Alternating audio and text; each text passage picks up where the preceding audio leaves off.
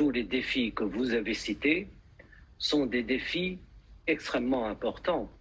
Ce sont des enjeux de civilisation planétaire qui transforment le monde et transforment l'Union européenne.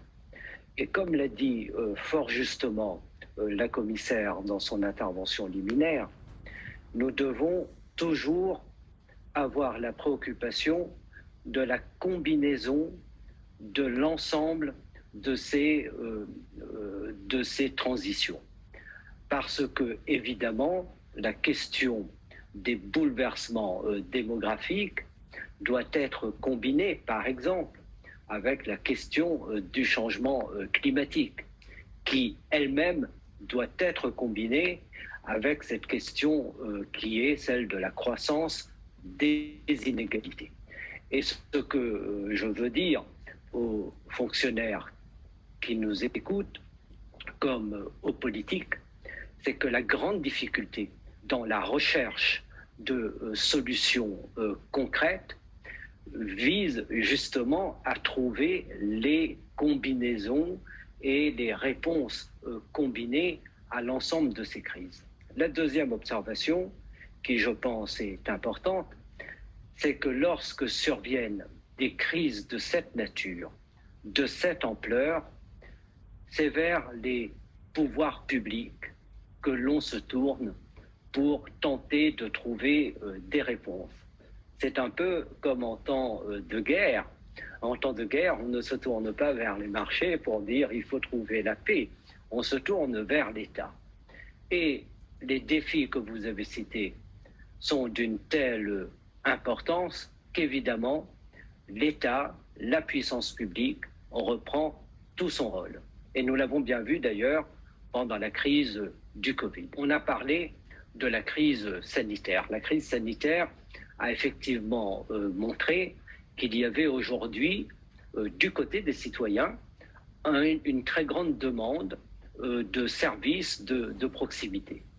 Et je crois qu'effectivement, la question de la digitalisation est une question tout à fait centrale. Mais elle-même, elle doit être combinée avec d'autres principes généraux des politiques européennes. Je pense par exemple aux questions des libertés, des droits fondamentaux. Tout ceci doit être accompagné, tout ceci doit être contrôlé, et c'est bien pourquoi seul le pouvoir politique, seule l'administration publique peut prendre toutes les précautions pour cela.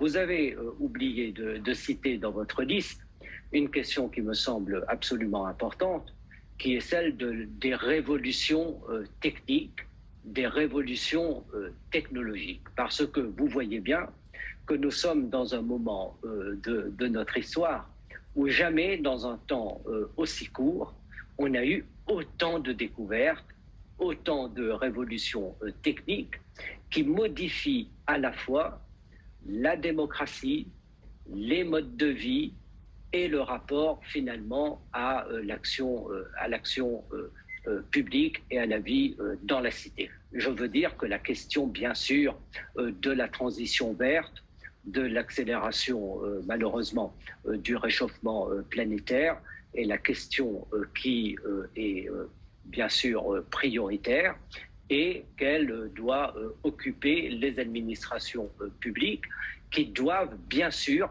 accompagner les territoires dans cette transition, parce que pensez bien que les communes ou les régions d'Europe ont besoin de l'administration européenne pour pouvoir, elles aussi, s'engager dans la bonne prévention de l'ensemble des changements qui vont arriver. Que les régions, les localités sont à la fois les lieux des impacts de l'ensemble de ces crises, de l'ensemble de ces mutations, et en même temps les lieux où se dessinent les solutions.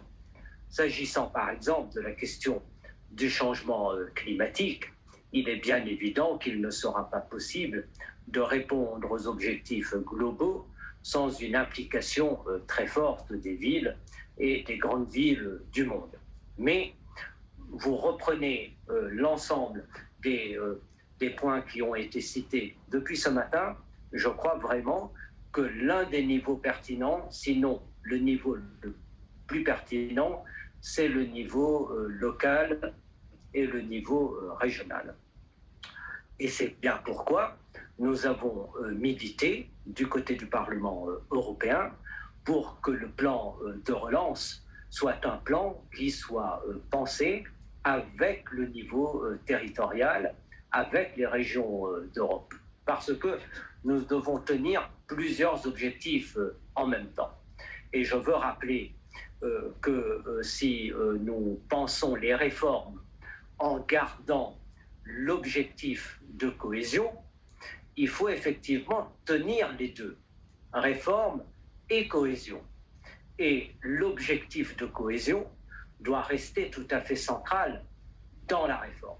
Si la relance ignore la cohésion, alors nous nous retrouverons confrontés à des difficultés supplémentaires dans quelques années, à la fois avec un risque de distorsion des économies à l'échelle de l'Union européenne et en même temps une aggravation des fractures territoriales au sein de chaque État membre. Et nous ne pouvons pas nous satisfaire, par exemple, que la question des inégalités, puisque nous l'avons évoqué, ne trouve de réponse que dans certaines parties de l'Union ou dans certaines parties de certains pays et non pas dans d'autres.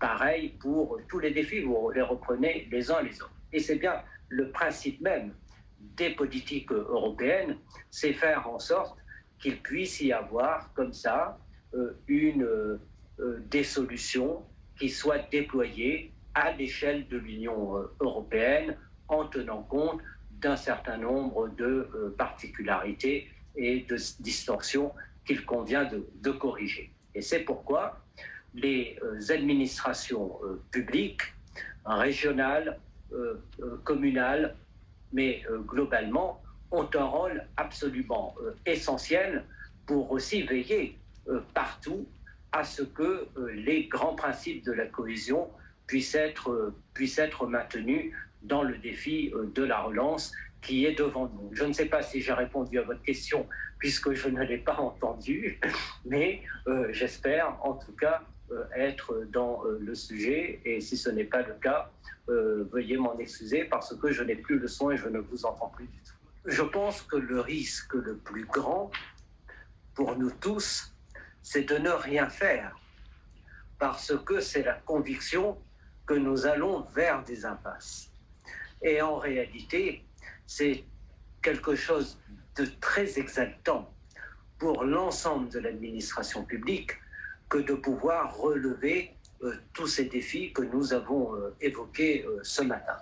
Et j'ai une pleine confiance, je veux vous dire, dans l'administration publique européenne pour accompagner dans l'Union européenne dans ces transitions qui sont absolument nécessaires pour assurer un avenir aux citoyens européens.